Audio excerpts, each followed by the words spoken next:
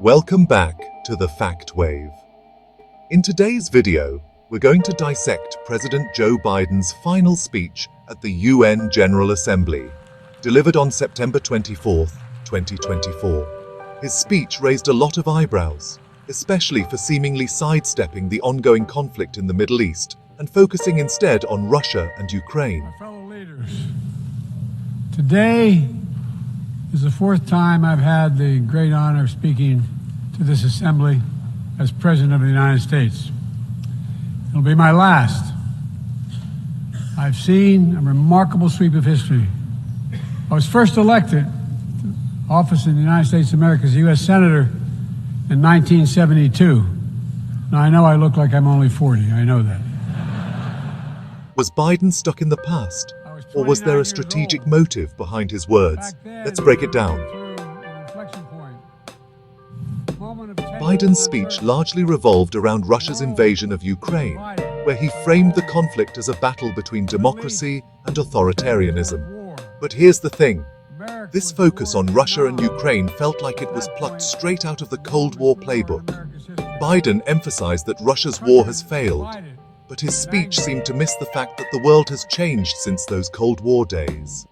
Instead of focusing on the pressing issues of today, like the volatile situation in the Middle East, Biden appeared locked into a 70-year-old mindset. Was this a missed opportunity to address the new global challenges? What do you think? Without significant setbacks, but we go on to reduce the threat of nuclear weapons through arms control, and then go on to bring the Cold War itself to an end. Israel and Egypt went to war, but then forged a historic peace. We ended the war in Vietnam. The last year in Hanoi, I met with the Vietnamese leadership. We elevated our partnership to the highest level. In the 1980s, I spoke out against apartheid in South Africa.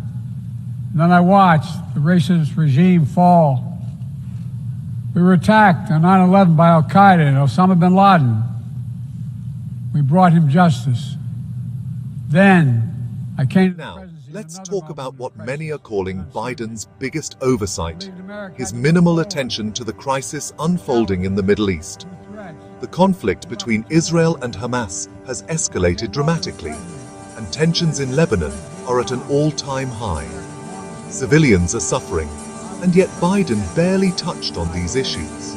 Sure, he mentioned a ceasefire and the need for diplomacy, but where was the urgency? Where were the condemnations of civilian deaths or warnings about breaches of international law? Meanwhile, the US has sent additional troops to support Israel, but Biden didn't seem to address that discrepancy. What's behind this selective silence? We stand firm against aggression. We end the conflicts that are raging today. We take on global challenges like climate change, hunger, and disease.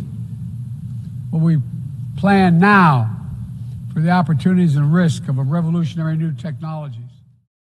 The good news is Putin's war has failed and at his core aim. By focusing heavily on Russia and Ukraine, Biden's speech seemed like it was stuck in a time warp. The Middle East is a hotbed of tensions right now, and ignoring that reality could have long-term consequences. While Biden's rhetoric of democracy versus authoritarianism resonates, it doesn't fully capture the complexities of modern conflicts in regions like the Middle East. With the world increasingly multipolar, should Biden have addressed the Middle East crisis with more depth? Is his administration still viewing the world through a Cold War lens? Another question that arises from Biden's speech is the contrast between his call for diplomacy and US military actions in the Middle East. While he urged a diplomatic solution to avoid a full-scale war in Lebanon, the US continues to provide military aid to Israel. This raises questions about whether the US is genuinely pushing for peace or simply trying to manage its alliances. This inconsistency highlights the complexities of US foreign policy and raises questions about Biden's commitment to de-escalation. The world must not flinch from the horrors of October 7th. Any country would have the right and responsibility to ensure that such an attack can never happen again. Thousands of armed Hamas terrorists invaded a sovereign state, slaughtering and massacring more than 1,200 people, including 46 Americans, in their homes and at a music festival. Despicable acts of sexual violence, 250 innocents taken hostage. I've met with the families of those hostages. I've grieved with them. They're going through hell. Innocent civilians in Gaza are also going through hell. Thousands and thousands killed, including aid workers. Too many families dislocated, crowding into tents, facing a dire humanitarian situation. They did not ask for this war that Hamas started. I put forward with Qatar and Egypt a ceasefire and hostage deal. It's been endorsed by the UN Security Council. Now is the time for the parties to finalize its terms, bring the hostages home, and secure security for Israel and Gaza free of Hamas' grip, ease the suffering in Gaza, and end this war. On October 7th,